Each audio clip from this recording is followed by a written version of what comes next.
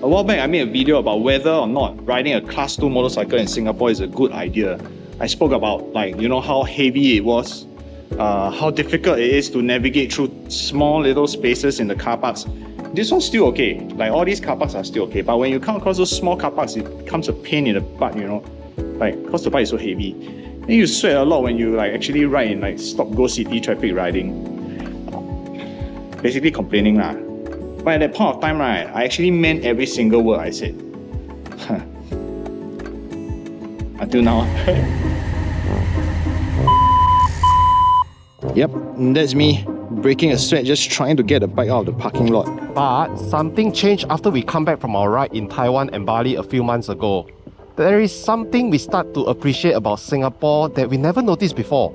So just to recap, right, I basically said that Class 2 bikes are a nightmare to deal with in small car parks.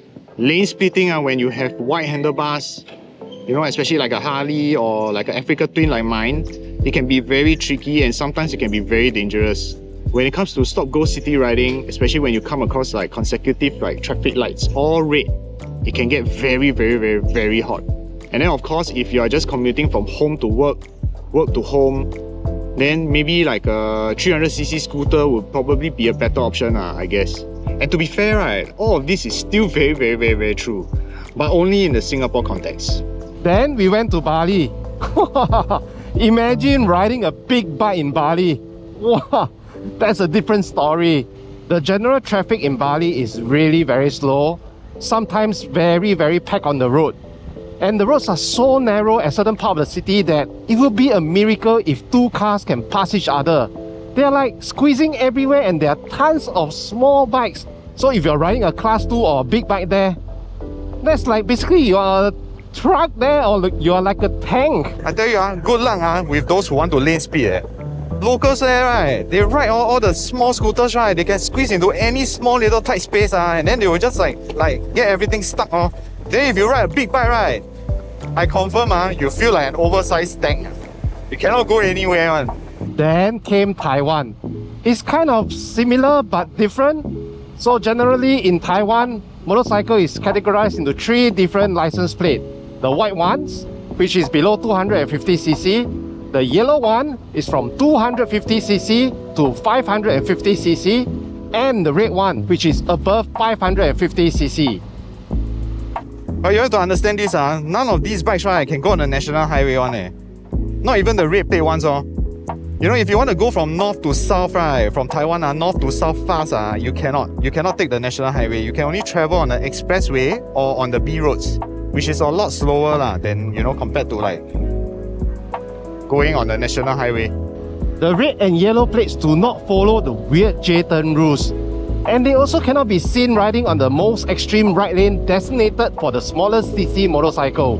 Then there's also parking. White plate bikes, park anywhere. Yellow and the red plate bikes, right, you need to find the full-size car lot. What the hell? And then guess what? The car lots are very rare in major cities. Okay, super rare, very busy, especially in places like Taipei and all that. So now you are riding a big cc bike, right? That's it, cannot park. And worse, the big bike can't even lane split. The red and yellow bike split have to behave like a car on the road. So basically you are stuck in the traffic like a car with no aircon. Only the smallest cc bikes get to cut through. There is even a special box at the traffic light just for them.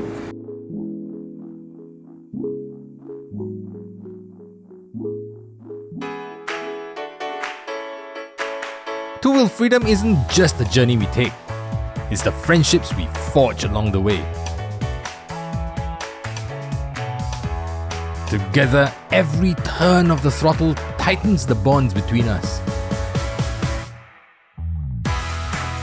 We ride not as individuals, but as a family. Two-wheel freedom isn't just about the destination. It's about the memories we make. Don't wait for tomorrow. Live for today. Experience two-wheel freedom with DirectAsia. Use promo code VERYOK30 at checkout for $30 eCapitaVoucher or VERYOK60 for $60 eCapitaVoucher. Head on down to directasia.com/333 for more information. Thank you to DirectAsia for making this video possible. And after all of that, we came back, right, and we realized something. We realized riding a big bike in Singapore is actually not a very bad idea. Like you see, right, the expressways that we have in Singapore, there's no discrimination one, and not like in Taiwan. Big bike can go, small bike cannot go. In Singapore, every bike all can go. So it's like when you want to get to places, at least you still have the access to the expressway. Easier for you to travel. Totally agree. Like our parking lots also, there is no discrimination. All bikes, no matter big or small, can park in any motorcycle lot. Yeah, and then they're also bigger, man. The car park lots are all bigger also.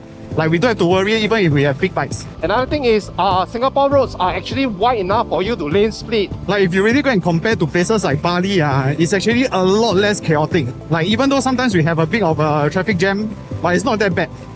Still okay. Yeah, totally agree, man. It's like, yeah lah, class 2 bike is really hot lah. And it's also heavy lah. But compared to riding the big bikes in Taiwan and Bali, right, Singapore is still best lah. I mean, if you want to go fast, Malaysia is just next door. So the question is, do you need to upgrade to a class 2 motorcycle or not?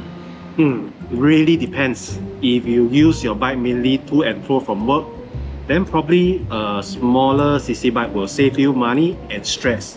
But then actually, T-Max is quite a good choice. T-Max, good. But then again, if you're like us, you like longer rides, you like weekend adventures, you know, Singapore to Malaysia or even to Thailand, cross-border action, then honestly, having a class 2 motorcycle in Singapore is not a bad idea. Yeah, you get to use the power, you got the open roads in Malaysia, you know, compared to Taiwan and Bali, we are spoiled, man. Spoiled already, spoiled. So in conclusion, right, we will still stand by what we said, but the only difference is that we have new perspectives now. Yeah, correct. So Singapore's heat and traffic light are real issues, but then because we have the infrastructure to support all the class 2 bikes, so not too bad.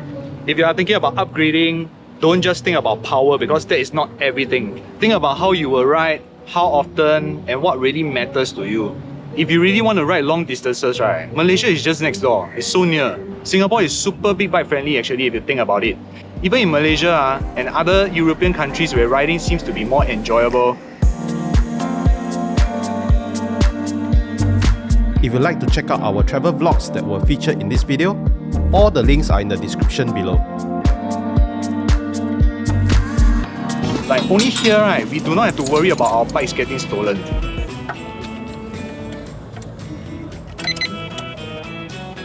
Now I've locked the bike with a rear lock and a front disc lock. The hotel that I'm at now is southeast of Paris city centre. So, I mean, based on the surrounding, I've observed there are families here. So I think it's pretty safe, but safety, you never know what's going to happen. We hope this video give you a clearer picture and help you decide to whether to go big or go small. Go small. Anyway guys, check out our YouTube membership.